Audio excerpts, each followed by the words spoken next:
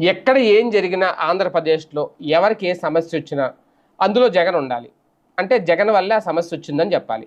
అదే మంచి జరిగితే అందులో జగన్ ఉండకూడదు. మేము ప్రభుత్వం కూటమి ప్రభుత్వం వచ్చిన తర్వాత మీకు మంచి జరిగిందని జెప్పుకోవాలి. అలాగుంది తీరు. ఇక్కడ ప్రధానంగా కాకినాడలో అదే జరిగింది. తన కొడుకు బతికి ఉండగానే రేషన్ కార్డులో చంపేశారు అంటూ ఓ తల్లి ఆవేదన వ్యక్తం చేశారు. అందులో తన కుమారుడి పేరు చేర్చేలా చర్యలు తీసుకోవాలి అని నాదెండ్ల మనోహర్ గారికి విన్నవించారు. కాకినాడకు వచ్చిన ఆయనకి వినతిపత్రం అందజేశారు. కాకినాడ మల్లయ్య అగ్రహారానికి చెందిన యాండ్రపు వెంకటలక్ష్మితో పాటు కుటుంబ సభ్యులు నలుగురితో కలిపి టీడీపీ హయాంలో రేషన్ కార్డు ఉంది. అందులో కాలమ్మ అనే వృద్ధురాలు మృతి చెందారు.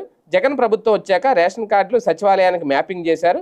అందులో మరణించిన కాలమ్మ ఆధార్ కార్డును నమోదు చేయకుండా యాండ్రపు వెంకటలక్ష్మి కుమారుడు హరీష్ ఆధార్ కార్డుని మ్యాపింగ్ చేశారు. దీంతో ఆమె బదులు హరీష్ని డిలీట్ ఆప్షన్లో పెట్టారు. కార్డులో అతని పేరు చేర్చాలని వెళ్తే అతను మృతి చెందాడని చెప్తున్నారట. ఫీజు రియంబర్స్మెంట్ కూడా రాలేదట.